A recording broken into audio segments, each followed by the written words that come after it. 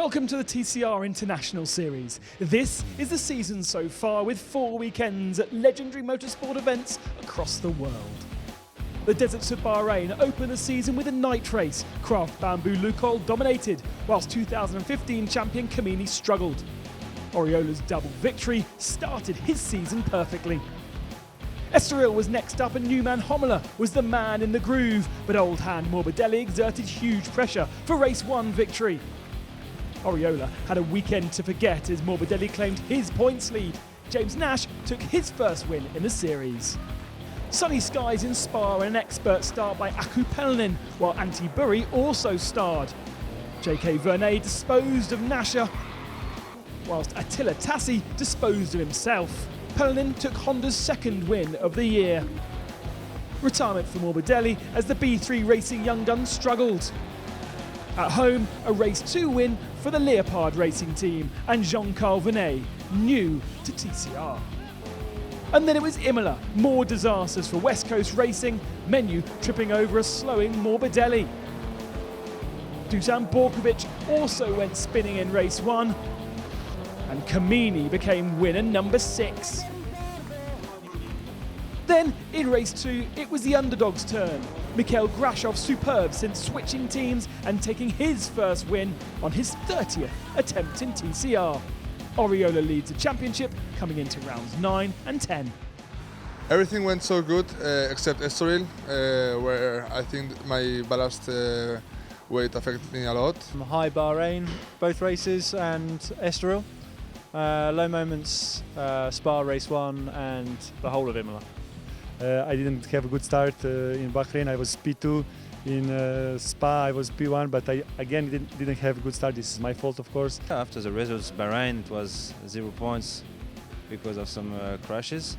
Just keep focusing on my job, which is score points every weekend. I will do all my best to be again the champion of 2016. The 5th weekend of the year brings us to the picturesque Salzburgring in Austria. New for some and a favourite for others. It gave me a lot of good memories. This is where I became second of the European Touring Car Championship when I was like 16. Here I had the first victory in my life in touring cars in 2013 in ETCC.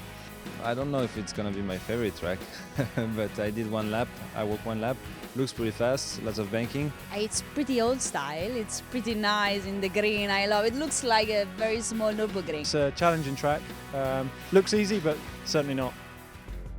Back in the championship this weekend, 2 beautiful Giuliettas, now with an all-new paint job reflecting the huge reworking that the Alfa Romeo has gone through since we last saw Michele Cerruti out in Estoril.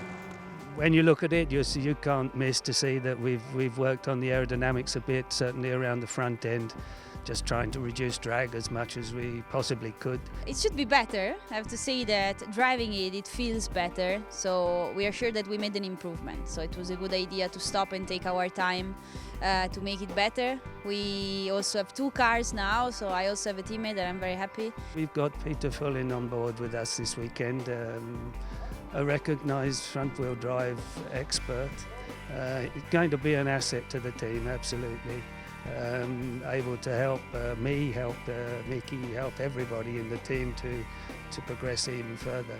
Well, for sure we could work a bit on the front, which was our main problem, so we could adjust a bit the understeer and make it better. We also made the aerodynamic a bit better. We changed it.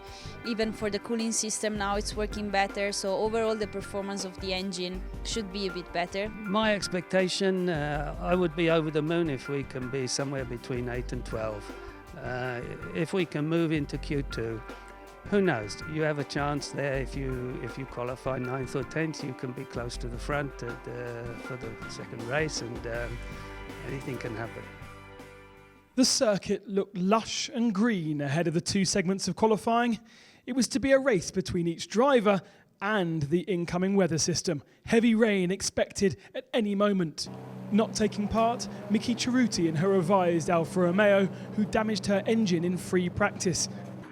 Whilst there was also concern for Stefano Comini, heavy work on his car as the time ticked towards the session start. Yeah, we had some issues in free practice, and we found something with the gearbox, a problem, and now the guys are doing an incredible job. In only 50 minutes, they are quite finished. I hope to start the session before the wet, and to be able to entry in Q2. Out on track, a rush to register a time to qualify into Q2. With 14 cars on track, it shouldn't have been hard, but David Kajaya dropped his Liqui Moly Team Enxler into the gravel trap, causing a red flag. Cold tyres were Kajaya's downfall.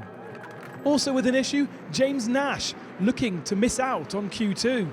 Yeah, I mean, we did our drive through the pits like we planned, so we were on our own to do our towing practice, and as I accelerated out of the pits, something went with a clonk, like a drive shaft brake, and I only had drive in one wheel. With 4 cars in the pits, all 12 remaining cars would make it into Q2.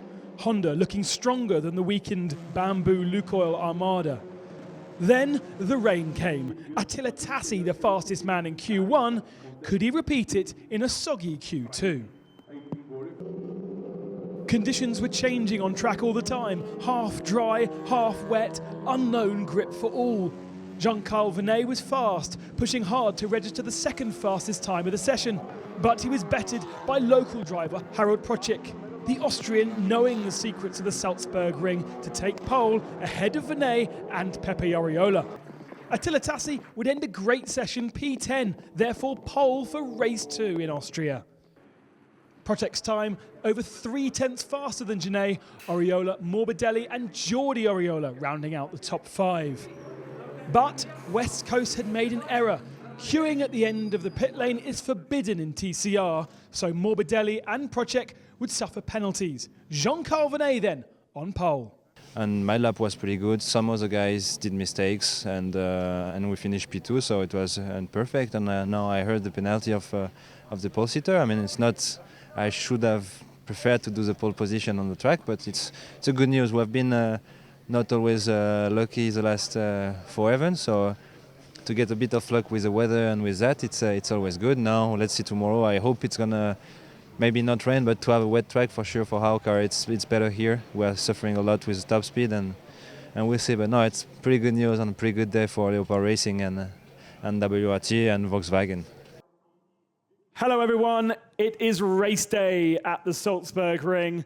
Rounds 9 and 10 coming to you, and we are racing against each other and we're racing against the weather because inclement conditions are expected for this afternoon. And there is Jean-Karl Vernay, who will quite enjoy a little bit of wet conditions. He was very fast in wet qualifying yesterday, and he takes the pole position here. Here is the layout, 4.2 kilometers in length, 2 15-lap races for you on offering. Very fast track, very old school, as Mickey Ceruti said to me, a little bit like a very tiny Nürburgring. Very little turns in runoff area, very fast, quite bumpy, and just 2 chicanes to limit the power. There is Mickey Ceruti's fans. And they've been up there all afternoon, all weekend, enjoying what was sunshine this morning, but the clouds are rolling in. We are about 30 kilometers outside of Salzburg as we take a look at the grid, and the weather conditions are very, very unpredictable. Vernay, Oriola, Procik, our new Austrian for the weekend, leads the German championship, 3rd on the grid, was fastest but had a penalty to drop into 3rd. Oriola, Borkovic, Morbidelli also was penalised, drops to 6th. Afanasyev 7th, Alfa Romeo in the top 10 for the first time with Peter Fullen in 8th, Grachev 9th in the Honda, and then Attila Tassi in 10th position was the fastest man in Q1, looking to do good things for B3 Racing. Mato Homela, his teammate, in 11th. Lights are illuminating when they go out. We are racing. Jordi Oriola creeps a little bit on the 2nd row, and a little bit of wheel spin from Harold Procik in 3rd. It wasn't a good start, but Morbidelli's had a great start in the other West Coast Honda. He tries to find a way past Pepe Oriola, but there is no space. Jean-Karl Vernay comfortably leads as they head down towards the chicane at turn 1. Oriola's got the inside line for 2nd. Morbidelli trying to take 3rd position from Jordi Oriola, who goes around the outside very late on the brakes. Oh, has he managed to get through? He hops over. There's contact further back, and that's Harold Procik. We've got Peter Fullen in there, David Kajaya. Jordi Oriola's got his windscreen wipers on as Mikhail Grachev attacks him. but no way through. Grachev was on the outside line. Who else was involved in that accident further back? Surely Project is not going to go forwards from there. Oriola already trying to attack Jean-Karl Vernay on this early running. Vernay not happy with the speed of his car down this back straight. Let's see what sort of difference there is. Oriola in the slipstream, but he goes to the outside. Oh, it's easy. Oh, it's so easy for Pepe Oriola.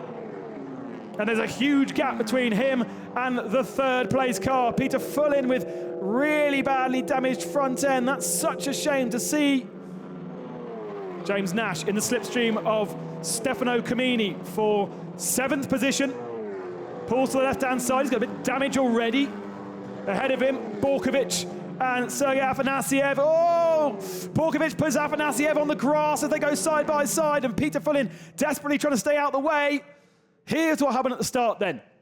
Oriola very, very late, very deep. So was Morbidelli, to be fair. Bit of contact between the two of them. And it was Tassi that tagged Project into a spin, and then Fullin just collected them. And Afanasyev is in the gravel.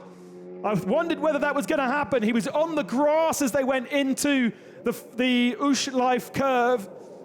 And I wonder whether there was contact or whether he just simply ran out of space on the track, because he was on the grass, he was on the outside. Either way, yellow flags at turn 11. Watch out for Mikhail Grachev this time in 3rd position.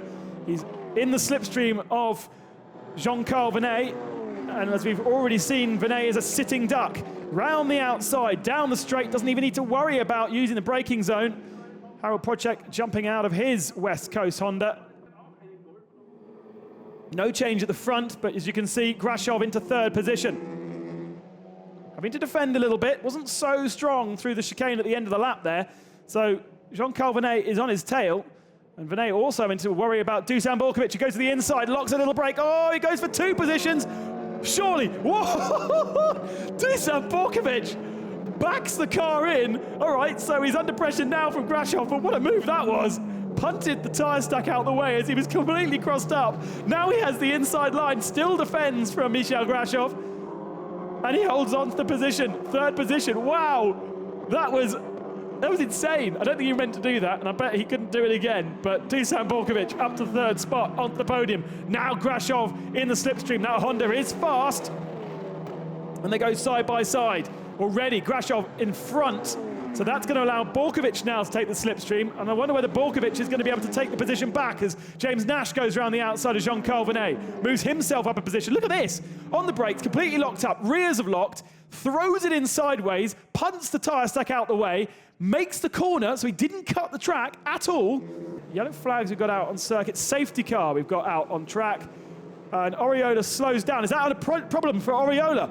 Has Oriola slowed down? Or has everybody passed him? Safety car on track. What's happened to Oriola? It's flames. He's got a problem with the engine. Oh, Jordi Oriola, what can you do? He limps into the pit lane. Right, so this is Borkovic on Grachev. And just a little love tap there. No problems. That's fine. That's touring car racing. A little bit of a rub. Green flags are flying then. The safety car pulls into the pits. Afanasyev's got to get himself out of the way here. He just about does so. Oriola leads the field across the line. Grachev 2nd. Borkovic in 3rd position. Nash. Then Jean-Karl Vernay. Then Imola, Morbidelli, Comini, Janitz, and David Kajaya in the top 10 point scoring positions. Jean-Karl Vernay cannot do anything. This is so frustrating for Vernay. Remember, on pole position, and now he's down in 7th spot simply because he doesn't have the straight line speed. Comini on the defensive from Tassi. No need for that, Stefano. Oh, and now Tassi's had to take to the slip road. He's obviously better off that last corner, Attila Tassi, but there's no point in challenging because there's no real space to get through into the chicane, and Comini's just elbowed him out the way, and Tassi's now lost a load of track position. Look at that. Tassi just shouldn't have put himself in that position.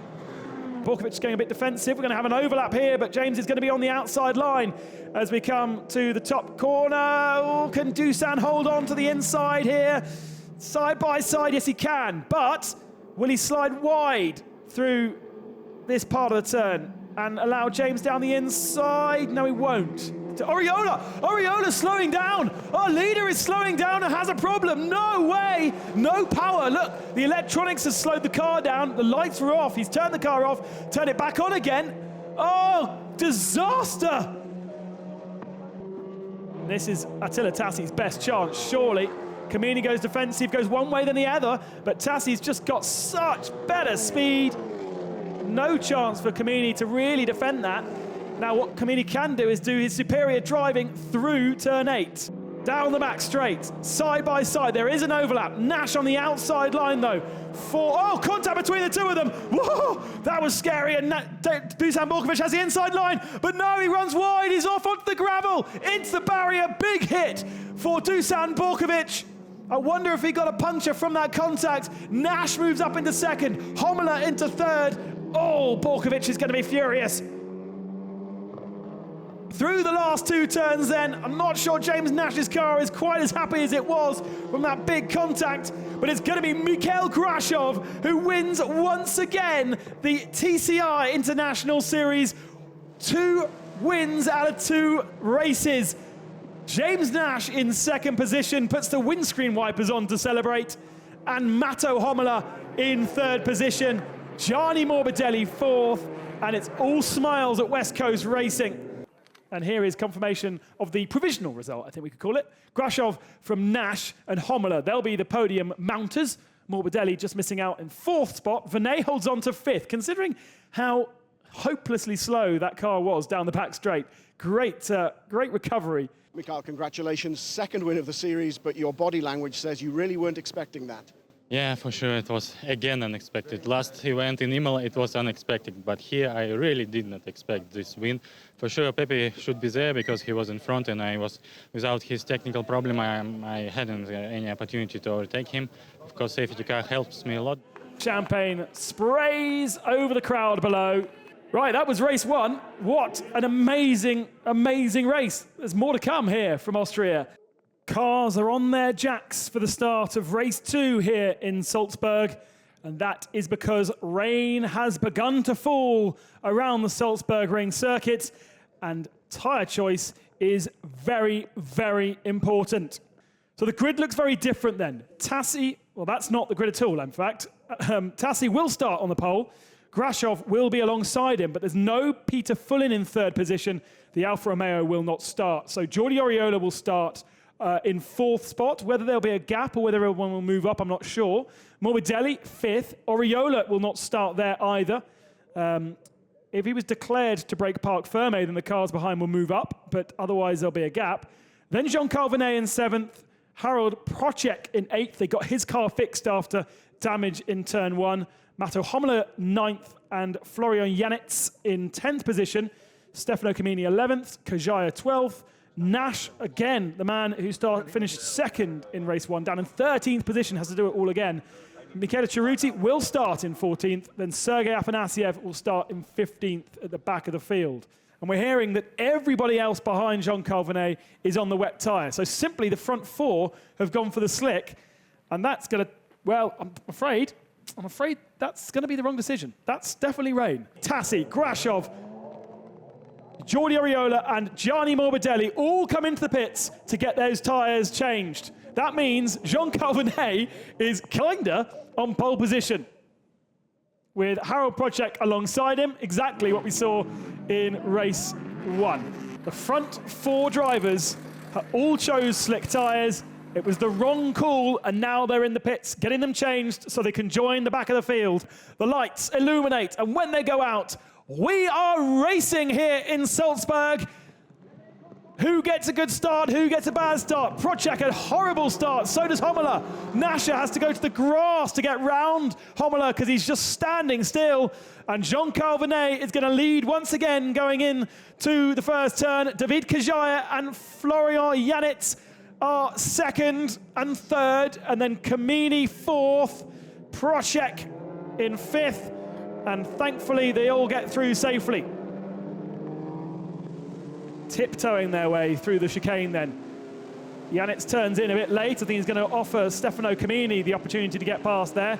but he's got to go into the pits anyway. Comini goes through. Doesn't really have the traction, but is Janitz coming into the pits anyway? Yes, he is. Here comes Procek. There is so much spray. And of course, the tree-lined circuit holding that spray into the valley as well. There's no wind to get rid of it, and therefore visibility is going to be horrible further back. And Afanasyev dives to the inside. But Nash is going to go all around the outside where there is a lot more grip, and he's going to keep that position. They are going to go side by side, though. Afanasyev now into the slipstream. That's going to be even worse. Oh, look, it's kind of dry. Until there. Literally half the circuit is wet, and the other half is dry, and now they're side by side. I think Afanasyev's already got through. He has. James Nash has let him go. But something wrong with the West Coast Racing Honda. And he's pulled it off to the side of the circuit. Halfway through the race then. And it's still bucketing down, and there's a big old river coming across the circuit there. And Comini hits it now. Oh, and both the cars squirm under braking. Oh, ooh, Kajaya locks up into the barrier and into the gravel trap and out of the race. That happened a long way back. He hit the puddle, and it locked all four tyres. It's put Comini up into second position. It's going to promote Sergei Afanasyev into third. And I wonder if we'll see race control. Look, he hits the puddle, and as soon as he's hit the puddle, he's got absolutely no slowing down at all. He's completely destroyed that tyre stack. We do have a safety car. We've got a safety car to retrieve Kajaya's car. That's going to bunch everyone together. That gives those drivers that went into the pits a bit more of a chance. Here's the accident again. So they hit that river, bang, there we go. The car starts to twitch. Then he's hard on the brakes. The wheels are turning. He's got lock on, but he's not got any kind of retardation to slow the car down. And the only thing that's going to slow the car down is gravel and a tyre stack. And we've got the green flag flying. We're back underway here in Salzburg for a final 5-lap dash. Not so much heat and pressure in the tyres. Be careful as they hit the river here. Vernay to the inside. Everybody gets the cars slowed down. No, Comini runs deep. Comini goes deep and misses the chicane. That's going to blend him into position. Morbidelli and Oriola go side by side, and that's exactly why race control have put tyre stacks there. Afanasyev moves into second position. Comini's going to lose that position to James Nash as well, I think. He's slotted back into third. Conditions improving. Last laps were the best laps for many. Oh, Jean-Karl Vernay's gone straight on. Jean-Karl Vernay, our race leader's gone straight on. Afanasyev moves through the chicane in second, but what's going to happen when they come out? Surely then, Afanasyev's going to inherit the lead. Side by side, Afanasyev just about slots ahead. We have a new race leader. It was only this weekend where I was looking at the stats and thinking, Sergei Afanasyev has never, ever won a race in 30 attempts in the Touring Car International Series. And now he is ahead. He's leading the race, but he's side by side with Jean-Karl Vernay. 2 laps remaining. We've got a fight on our hands. Still, down the back straight, Vernay on the inside line then for the Faralaga Curva, and Afanasyev is going to try and stick it out round the outside. The Volkswagen looking so much stronger in these wet conditions than we saw earlier. And for the moment, Vernay is holding on. It's going to be a lovely result for Leopard. It's going to be the third win of the season for Volkswagen, with Vernay and Comini taking one apiece. That will equal Seat in terms of victories. Jean-Karl Vernay had never set foot in this circuit before this weekend. Wasn't sure of his chances, took pole position surprisingly in the wet, and in race 2 here has taken victory. What a drive from the Frenchman. Here is the result then.